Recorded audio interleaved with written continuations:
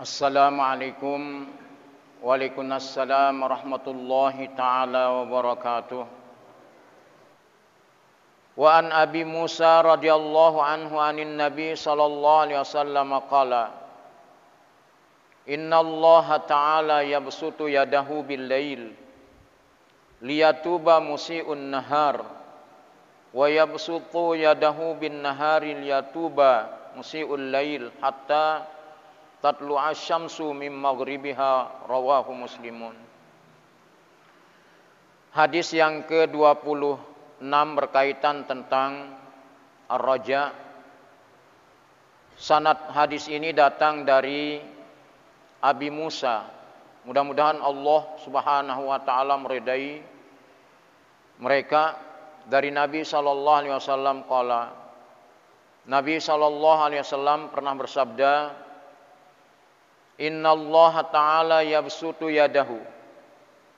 Sesungguhnya Allah Subhanahu wa ta'ala membentangkan tangannya bil laili, di waktu malam, liyatuba musii'un nahar, agar orang-orang melakukan dosa di siang hari bertobat kepada Allah Subhanahu wa ta'ala.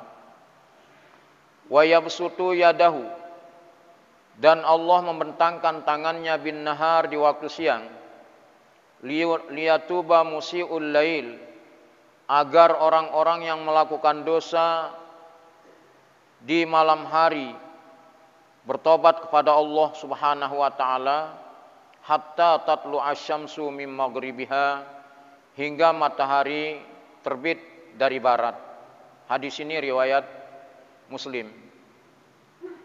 Bapak Ibu kaum muslimin jamaah pengajian rahimakumullah, di dalam hadis ini Allah Subhanahu wa taala menanti para hamba-hamba Allah yang pernah melakukan dosa pada siang hari, kemudian bertobat kepada Allah Subhanahu wa taala. Kata yadahu, Allah tidak memiliki tangan sebenarnya.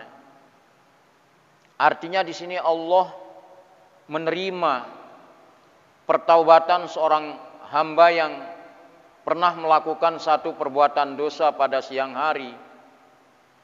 Ketika hamba ini sadar terhadap dirinya bahwa dia pernah melakukan satu perbuatan dosa di hadapan Allah, ketika itu dia ingat bahwa pada siang hari dia melakukan pertaubatan di hadapan Allah Subhanahu wa taala, maka Allah Subhanahu wa taala akan menerima tobat seorang hamba yang bertobat pada siang hari.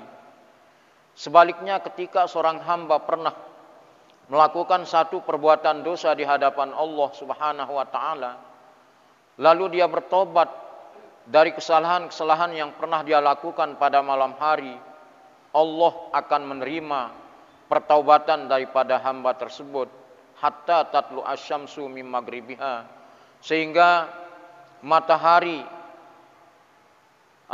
terbit atau terbenam ini min maghribiha, dari barat. Nah, kalau sudah matahari terbit dari ufuk barat, ini artinya pintu tobat sudah ditutup oleh Allah Subhanahu wa taala. Maka ketika pintu pertaubatan ini ditutup oleh Allah Subhanahu wa taala, maka Allah Subhanahu wa taala tidak akan menerima pertaubatan seorang hamba yang sudah melakukan perbuatan-perbuatan dosa, namun begitu matahari sudah terbit dari barat, sia-sialah pertaubatan daripada hamba Allah yang melakukan dosa tersebut. Maka di dalam hadis ini dua kali disebutkan di sini kata yadahu, baik bil lail kemudian yadahu bin nahar. Dalam arti di sini Allah menerima pertobatan pada siang hari apabila seorang hamba itu sadar akan dirinya pernah melakukan perbuatan dosa. Begitu juga pada siang hari dia melakukan satu perbuatan dosa lalu dia bertobat, Allah akan menerima pertaubatannya. tentu di sini adalah orang yang yakbalut taubah minat taibina naharan wa laila.